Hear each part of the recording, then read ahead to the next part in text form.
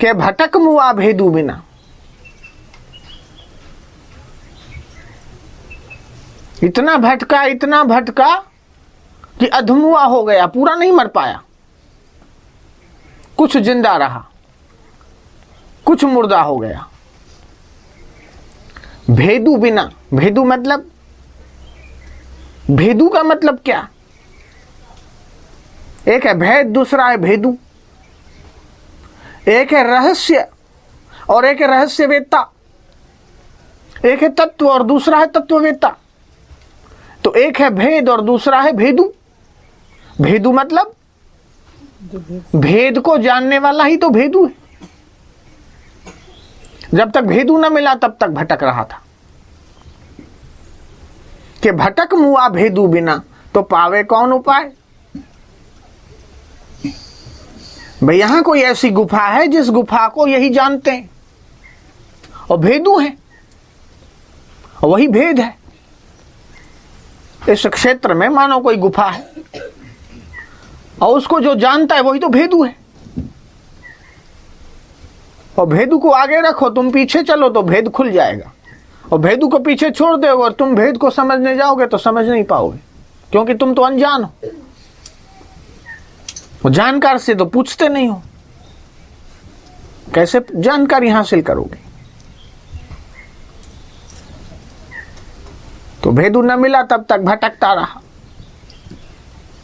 1 घंटा भटका ना, किसी गुफा को ढूंढने के लिए तो हो सकता है कि 1 घंटा, 2 घंटा, 5, 25 घंटा भटके और वो मिल जाए, लेकिन ईश्वर का भेद ऐसा है कि उस भेद को जानने के लिए 1 साल क्या, 10 साल क्या, 1 जन्म क्या, न जाने कितने जन्म जन्मांतरों में भटकते रहे, लेकिन ईश्वर न मिला। भटकता रहा, जन्म जन्म तक भटकता रहा। फिर कोई संत मिले, फिर देखा कि अरे ये तो वेशधारी है, लेकिन तत्व न मिलेगा। ढूंढते ढूंढते कोई सदगुरु मिले, सदगुरु मिले तो श्रद्धा न भई, और श्रद्धा हुई तो टिकी नहीं, और श्रद्धा हुई भी टिकी तो उनके पास समय न हुआ। श्रद्धा भी मिले, भक्ति भी मिले, विश्वास भी मिले, गुरु भी मिले, मंत्र भी मिले, उनके पास समय भी मिले, तुम्हारे पास भी मिले, फिर ईश्वर की तैयारी भी हो, तब तो भेद खुलेगा।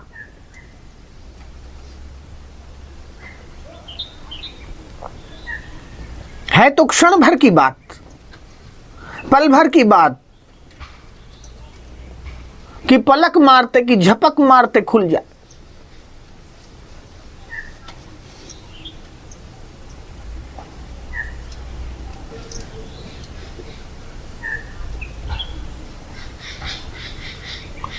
लेकिन वो समय, वो अवस्था, वो स्थिति आने में तो देर लगेगी। कि जरा सी एक बात, उस जरा सी एक बात को समझने में युग लग गए, और चाहो तो पल भर में, कि क्षणमपि, कि क्षण क्या, आधा क्षण के पलक मारते समझ गए कि क्या है। कितना सरल है कि घोड़े के रकाब में पैर डालते डालते बोध हो गया, कि भाई इतना सरल है कि अष्टावक्र को गर्भ में हो गया, कि भाई इतना सरल है कि 7 दिन में ही, इतना सरल कि राम जी के गुरु ने कहा, राम जी के गुरु ने कहा फूल पत्ती तोड़ने में परिश्रम है और पत्ती मसलने में परिश्रम है, अपने आप को जानने में क्या परिश्रम है।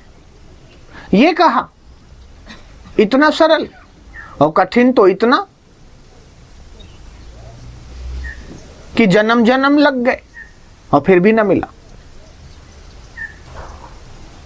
तो क्या जन्म जन्म लग जाएंगे क्या? कि कोई जरूरी नहीं,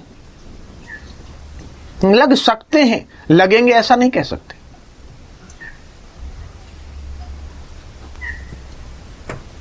ये आत्मज्ञान, ये परमात्मा ज्ञान कोई फिक्स कोर्स करने की जरूरत वाला नहीं। जैसे डॉक्टरी करनी हो तो इतने साल लगेंगे, इंजीनियरिंग करनी हो तो इतने साल लगेंगे, भाई कंप्यूटर का कोर्स है तो इतने साल लगेंगे। ऐसे ही परमात्मा की प्राप्ति कोई कोर्स वाला हिसाब तो है नहीं।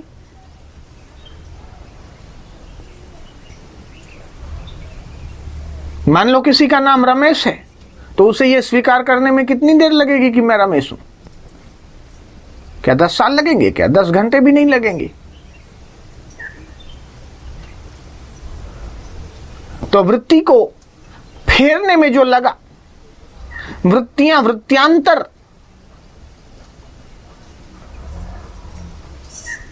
वृत्ति जहां से पैदा हो रही, वृत्ति जहां से उठ रही। अब शुभ वृत्ति भी हो सकती है, अशुभ वृत्ति भी हो सकती है, शुभाशुभ वृत्ति भी हो सकती है, मिक्स हो सकती है। लेकिन जहां से वृत्ति पैदा हो रही, कि जहां से विचार पैदा हो रहे हैं, कि जहां से संकल्प पैदा हो रहे हैं, कि जहां से विकल्प पैदा हो रहे हैं,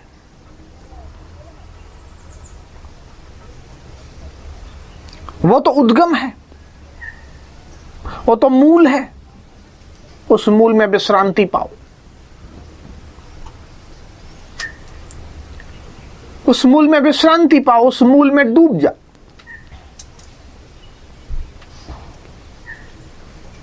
तब फिर ध्यान करने की कोशिश नहीं। जहां कोशिश है वहां परिश्रम है, जहां कोशिश है वहां परिश्रम है। इसमें तो कोई कोशिश नहीं, इसलिए परिश्रम भी नहीं है। इसी को गोरख ने कहा, सही जो उठिबा, सही जो रहिबा, सही जो खाइबा, सही जो पीवीबा, गर्व न करीबा। कि मैं ये कर रहा हूं उसका कोई गर्व भी नहीं है, क्योंकि ये तो नॉर्मल है, यह सहज है, बड़ा सहज है।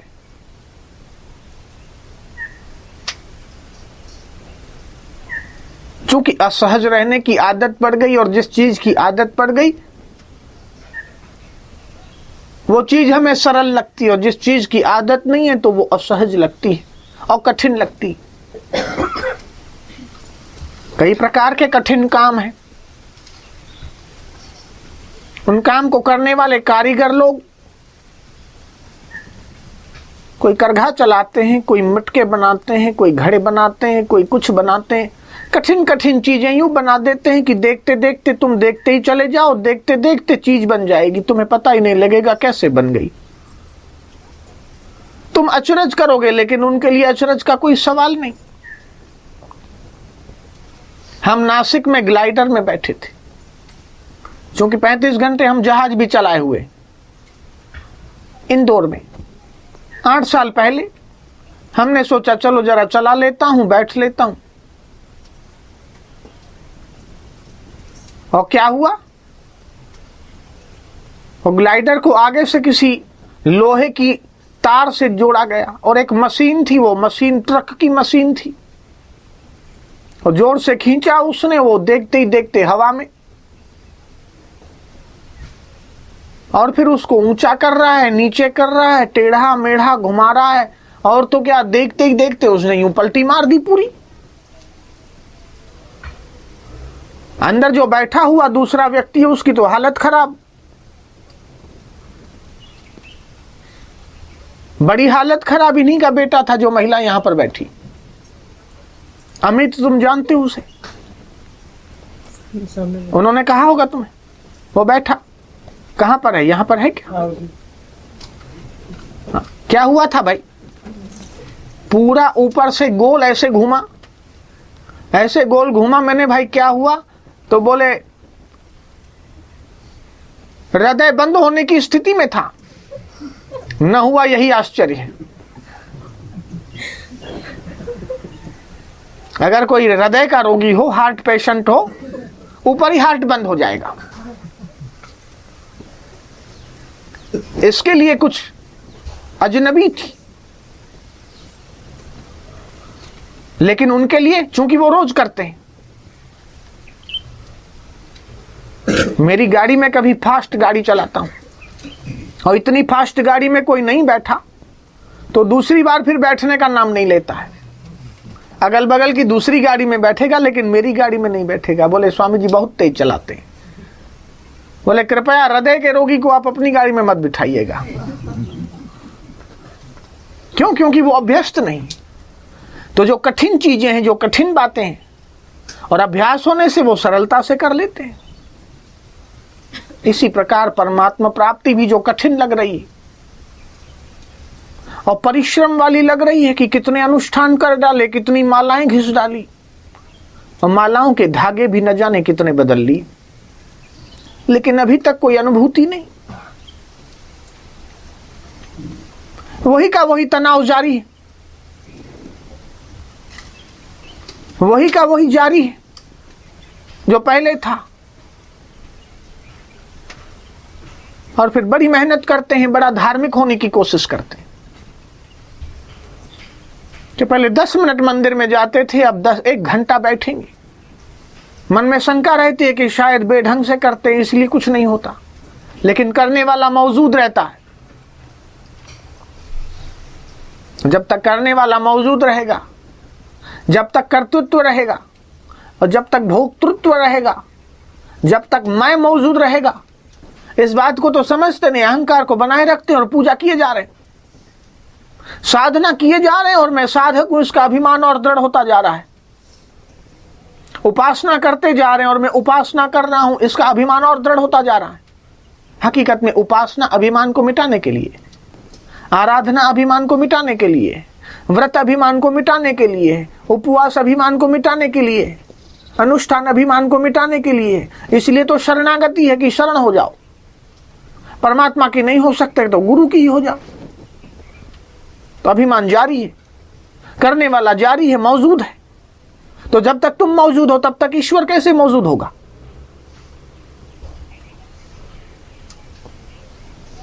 कि ईश्वर के ऐसे समर्पित हो जाओ कि तुम न बचो, वो ईश्वर ही बचे।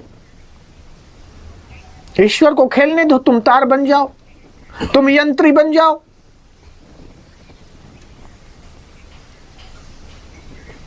तुम खिलौना बन जाओ और ईश्वर को खेल खेलने दो, वो मंजूर नहीं होता। इसी को कहते हैं देहाध्यास। गोरखनाथ ने करारा झटका मारा। गर्भ न करीबा सहजो रहीबा, सहजो उठीबा, सहजो खेलीबा, सहीजो धरीबा ध्यान। एक आदमी ध्यान कर रहा था। ध्यान तो क्या कर रहा था? मानो युद्ध कर रहा था। बड़ा परिश्रम है और पैर दर्द किए जा रहे हैं, फिर भी बदलता नहीं। क्योंकि बोले यही तो ध्यान है कि जिसमें मेहनत हो। हम कहते हैं कि नहीं, ध्यान तो सरल है।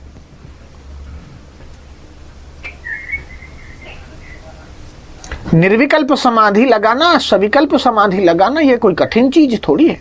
सब कोई कर सकते हैं। थोड़ा सा हल्का सा इस बात पर ध्यान देते, लेकिन समझ ही बैठे कि अरे बाप रे बहुत कठिन है।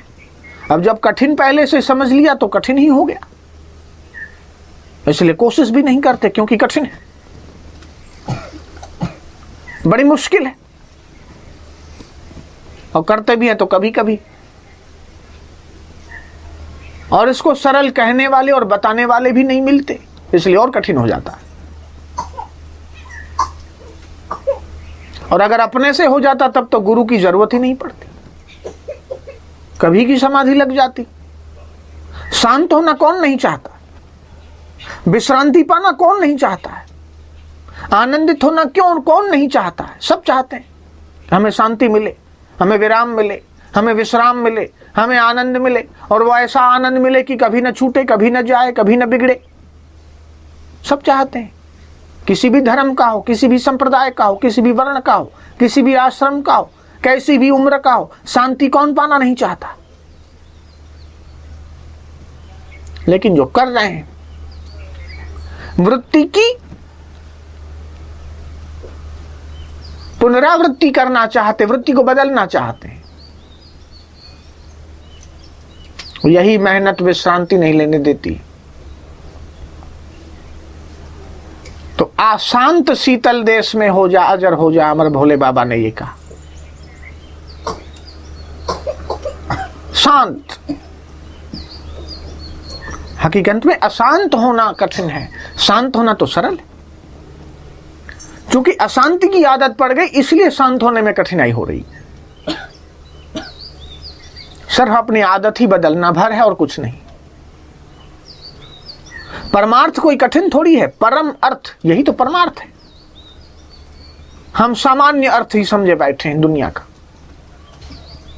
पेट भरने का अर्थ ही समझे बैठे हैं, लघु अर्थ ही समझ बैठे हैं। परम अर्थ, हर चीज का कोई ना कोई अर्थ है। ये हम समझते हैं कि पत्थर का क्या उपयोग है, लेकिन पत्थर का परम अर्थ समझ लो तो वही पत्थर शिव है। सामान्य अर्थ समझे बैठे हैं कि मनुष्य है, अब परम अर्थ समझोगे तो ये अर्थ सामने आएगा कि मनुष्य के रूप में ईश्वर है। यही इसका परम अर्थ है।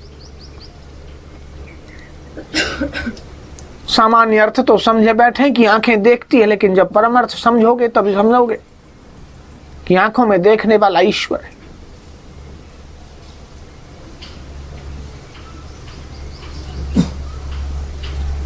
सामान्य अर्थ है कि अग्नि जलाती है, लेकिन परम अर्थ समझोगे तब पता चलेगा कि यही जो अग्नि, यही अग्नि के रूप में अग्नि का देव बैठा हुआ है। ये आहुति डालो तो ये फल है, ये परम अर्थ है। यही अग्नि मेरे पेट में, यही अग्नि समुद्र में,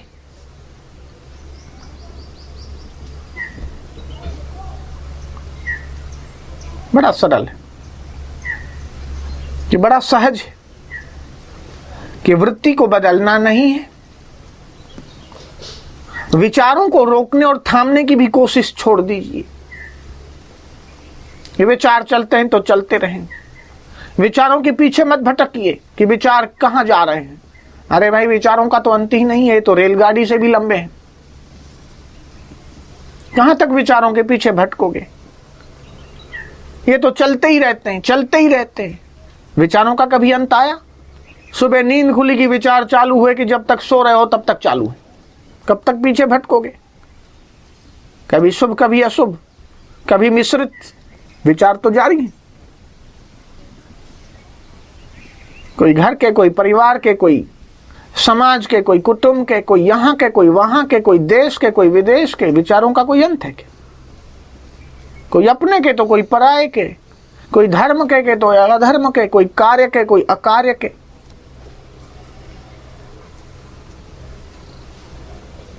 तो शांति विचारों के पीछे जाने से न मिलेगी। विचार जहां से पैदा हो रहे, वृत्तियां जहां से उद्गम हो रही, उसमें विश्रांति पाओ।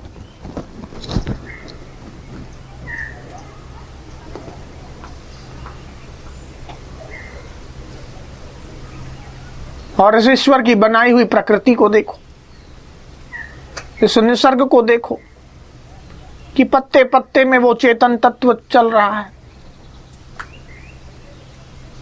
वही परमात्मा पानी होकर बह रहा है, वही परमात्मा सूर्य होकर चमक रहा है, वही परमात्मा चंद्रमा होकर चमक रहा है, वही परमात्मा का प्रकाश बुद्धि में है, हाथों में है, पांवों में है, वही मूल में है, वही तो उद्गम में है। इस प्रकार मूल में आ जाओ और सर्वत्र रमने वाले उस ईश्वर का दर्शन करो कि वही तो शिव है। एक है जीव, एक है शिव। तो जीवो शिवो शिवो जीवो केवलम निर्गुणश्च, कि सब में शिव नहीं दिख रहा है, इसलिए पहले जीव में देखो कि जीव जीव में शिव है। जीव की तो लिमिटेशंस है, लेकिन शिव की कोई लिमिटेशंस नहीं। अगाध है, अपार है, अनंत है।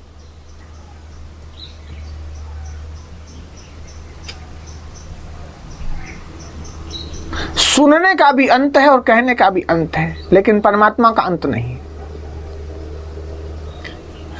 चिंतन का भी अंत है।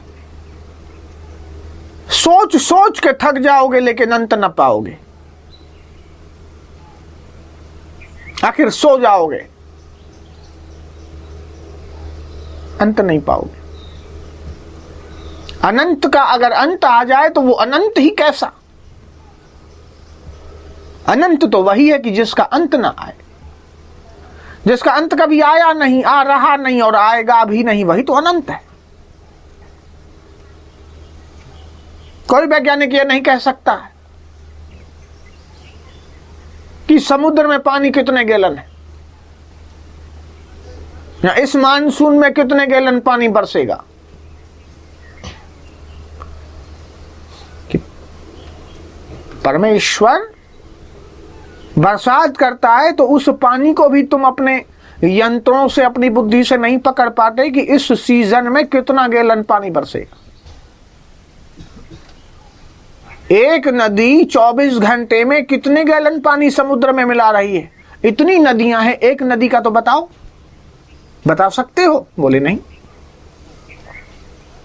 कि करोड़ों करोड़ों डॉलरों के यंत्र लगा लिए, ग्रह उपग्रह छोड़ दिए, 24 उपग्रह सतत घूमते रहते हैं जो अमेरिका ने छोड़े हैं। भाई ये बता दो भाई कितने तारे हैं? जवाब दो कि चुप, कुछ नहीं बोल पाते। इतने यंत्र उपग्रह छोड़े तब भी नहीं पता लगा सकते, तो उस परमेश्वर का पता कैसे लगेगा? तो बुद्धि से मत पकड़ो, विश्रांति पाओ। बुद्धि छोटी है, परमात्मा असीम है, लेकिन बुद्धि की तो सीमा है। परमात्मा तो अनंत है, लेकिन बुद्धि तो अंत वाली है।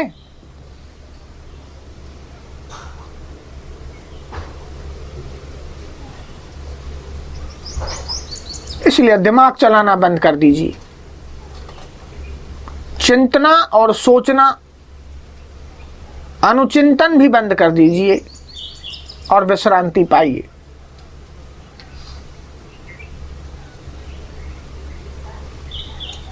विश्रांति का अर्थ नींद नहीं है। एक होती है नींद जिसको निद्रा बोलते हैं, दूसरी होती है तंद्रा जो निद्रा की भगिनी है, उसकी बहन जैसी है। और कई लोग ध्यान को समझते हैं कि मुझे ध्यान लगा, भाई ध्यान तो क्या लगा, तंद्रा में खो गया।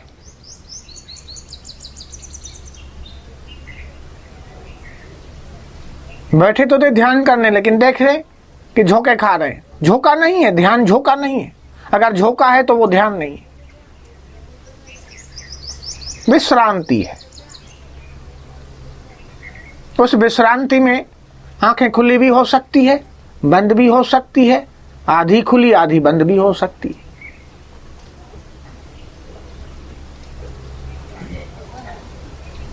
तो परमात्मा का जो स्वरूप है, जैसा है ठीक वैसा का वैसा समझना, यही बोध है। ये बोध मिल जाए तो तुम ही बुद्ध हो, लघुत्व हट जाए तो तुम ही गुरु हो। तो सारी की सारी प्रक्रिया तुम्हारे लघुत्व को हटाने के लिए बनाई गई।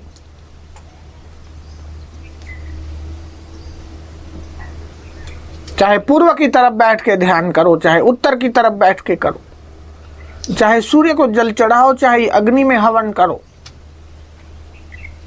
चाहे रुद्राक्ष माला फेरो, चाहे तुलसी की माला फेरो, चाहे तीसरी अंगुली पर रखकर माला जप करो, चाहे पहली अंगुली पर बैठकर जप करो।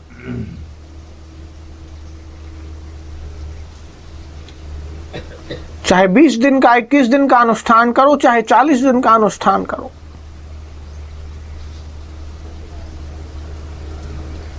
लेकिन जो भी है, जितना भी है, ये तुम्हारे अज्ञान को, तुम्हारे लघुत्व को मिटाने के लिए। और लघुत्व कब हटेगा? अभी हट सकता है।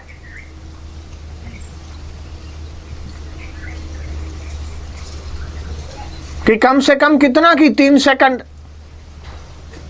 और ज्यादा से ज्यादा तो 3 घंटे और ज्यादा 3 महीने, 3 साल, 3 जन्म, क्या 300 जन्म भी कम है।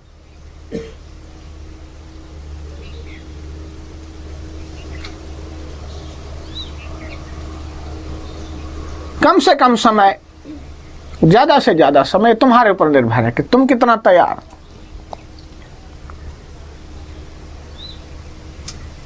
तो यही साधना का आधार है कि विश्रांति, जहां से साधना होती है, जहां से उपासना होती है, जहां से होता है, जिससे होता है, जो करता है, करने की ताकत जहां से आती है उसी में डूब जाए।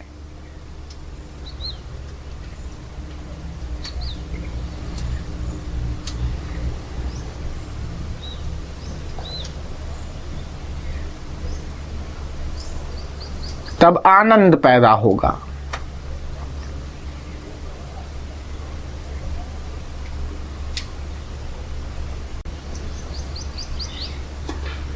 वो आनंद गीत बनकर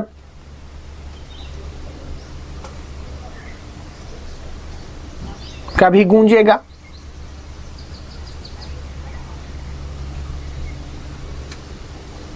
वो आनंद तुम्हारे आंखों की चमक बनकर कभी प्रकट होगा, वो आनंद स्मित बनकर प्रकट होगा,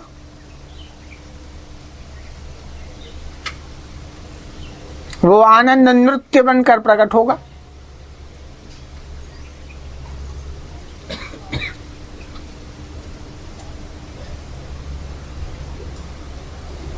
वो आनंद तो खेलियां बनकर प्रकट होगा।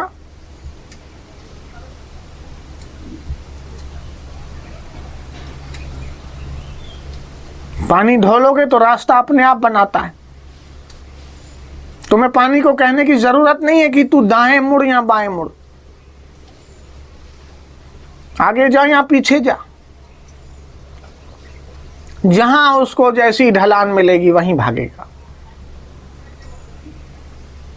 उसको गिराओ तो भाई, तुम कह रहे हो दाएं भागा, मैं कह रहा हूं समुद्र की ओर भागा। कि पानी गिरा तो कहां भागा, तुम कहते हो बाएं, आगे, पीछे, मैं कहता हूं जहां भी जा रहा है वो समुद्र की ओर जा रहा है।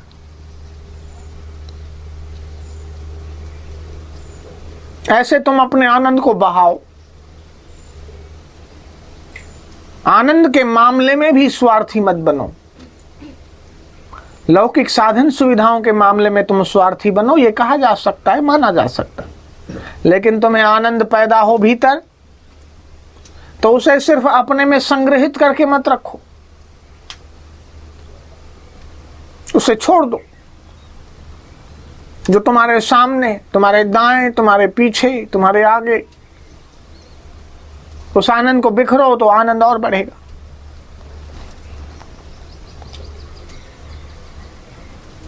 एक ईश्वरीय आनंद ऐसा है कि जो रोने में भी मिलता है, इसलिए अगर रुदन आए तो रो भी,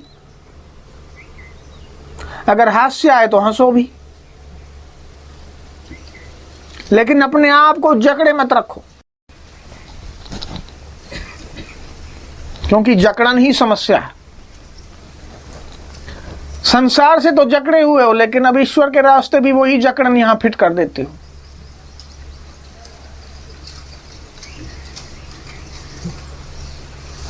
सहज में। इसलिए हमने कल कहा था भाई अलग अलग चले जाओ, ताकि जो स्वयं हो उसे उभार सको, निसंकोच होकर। भीतर से रुदन आए तो रो लो, हास्य आए तो हंस लो। अपनी स्वाभाविक जो आदत पड़ी हुई है जकड़न की, उस जकड़न की आदत को छोड़ दो। प्रवृत्ति में भले पकड़े रहो तो निवृत्ति में तो छोड़ सकते हो, क्योंकि छोड़ना जरूरी है, आवश्यक है। और अगर तुम पकड़े रहोगे तो मुश्किल हो जाएगी। जो भी पकड़न है, जकड़न है, मृत्यु से जख मार के छुड़ाती, इससे तो तुम छोड़ो। जब तुम छोड़ोगे तो फिर वाह वाह कहना ही क्या। तुम गीत बन जाओ और ईश्वर को गाने दो, तुम तार बन जाओ, ईश्वर को सितार बनने दो।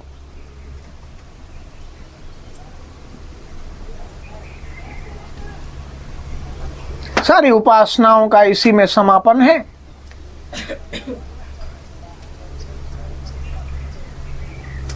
कि तुम्हारे अंतःमन से आनंद प्रकट हो जाए। वो आनंद विश्रांति में। ठीक से विश्रांति पाकर फिर श्रम करो।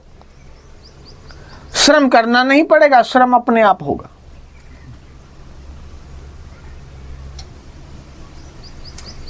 उचित श्रम होगा, अनुचित नहीं होगा। ओम ओम ओम ओम ओम ओम। ये विश्व का आदि नाद है, आदि।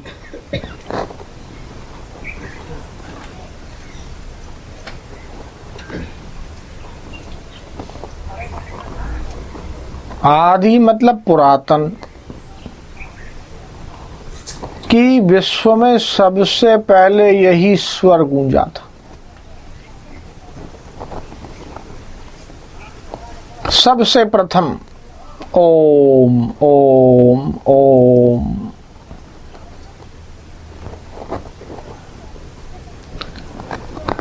कि ब्रह्मांड में गूंजने वाला अभी भी कोई अगर स्वर है, नाद है, तो यही ओम है।